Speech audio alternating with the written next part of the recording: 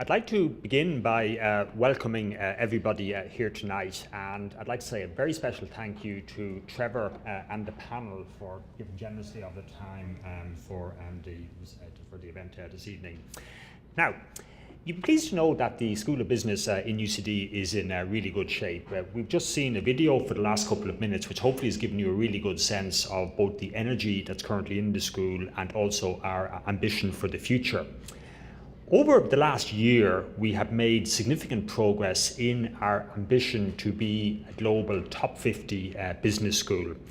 And just to talk to some of the highlights of what's been achieved over the last year. We've opened a new executive education facility on the Smurfit campus, and we've invested over €5 million into that. And if you look at a range of executive education programs, they're now moving outside of Ireland. We know obviously that there's one going on in New York at the moment. We're partnering with Boston University and also with the Darden Business School to deliver a number of other executive education courses in the US over the next number of months. During the year, we also invested in our PhD program. We opened a new PhD research centre on the Smurfit campus. Now, if you think of what makes schools successful, there's two main things that really matter: great students and great staff. And it's essential for any school that's aspiring to be top 50 to invest in both. Over the last year, we've had invested substantially in our faculty. And over the last 5 years, we've had quite a change in our faculty base, and 40% of our faculty now have less than 5 years service with us.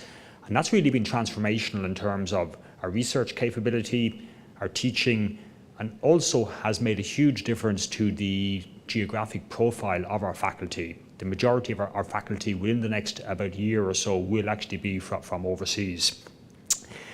We've also continued to invest in our students. And we've done that a number of ways, but most notably through increasing the scholarshiping which we can give to students.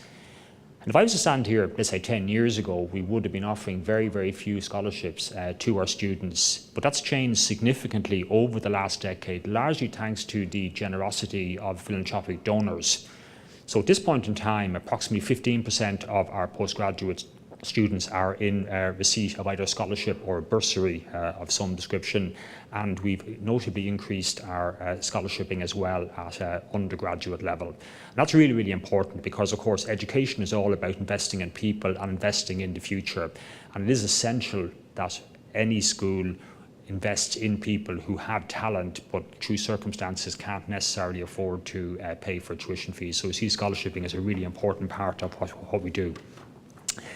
Now, we had a good year in terms of rankings, and one of the highlights in that regard was a recent FT ranking for our MSc in International Management, where the school was ranked 7th in the world on that particular programme. And that's really significant because it's the first time that the school has broken into the top 10 in the global rankings. So huge effort on the part of faculty and staff who are looking after that programme to get that programme into the top 10. Now, the good news is the programme has plenty of company because several of our other programmes are ranking well inside the top 50. So our executive education programmes are ranked in 48th place currently by the FT. Our MSc in finance is ranked in 36th place. And nicely in the context of the panel discussion this evening, we got word in the last week that the QS ranking for our MSc in marketing places that programme at 15th globally. So very, very significant achievement across our portfolio of programmes. Now, I mentioned earlier on that there are two key determinants of the quality of outcomes in any business school: the quality of the students coming into the school and also the quality of the faculty. And it requires a really carefully targeted marketing effort to recruit both of those. So you don't get good students or good faculty without putting a lot of effort into recruiting each. And that talks very much to tonight's panel discussion. So I certainly see the topic of tonight's discussion as being very, very relevant in terms of the school strategy. So looking at the context of business student recruitment, we've seen a number of interesting trends in that over the last 5 years, which have really impacted on the way that we need to market to attract top quality students from around the world.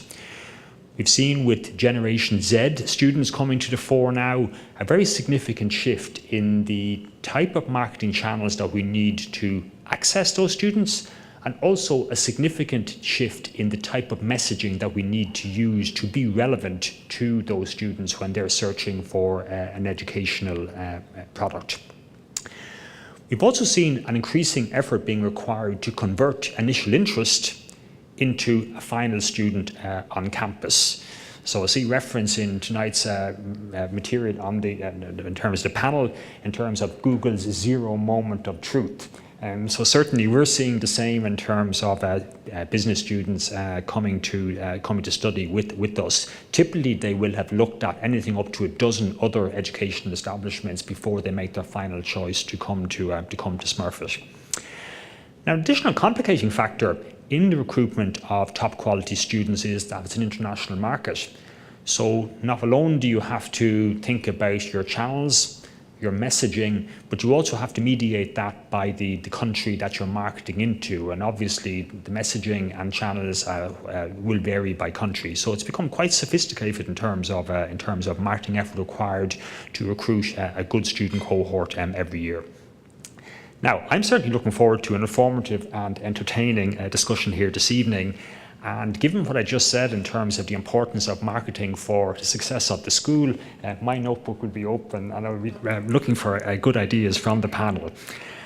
I also noticed that discussion this evening will touch on another very important item for us, and that the panel will be giving us their thoughts in terms of what's required for a good marketing education. So everyone on the panel has substantial real-world experience now. They know what one needs to know coming out of university. So no doubt they will have pointers to give to myself and my colleagues in terms of what we should be doing to adapt our programs to ensure that they're as useful as possible to new marketeers. Now, to conclude, the panel will be moderated tonight by Trevor, and I'd now like to invite Trevor to begin tonight's formal proceedings.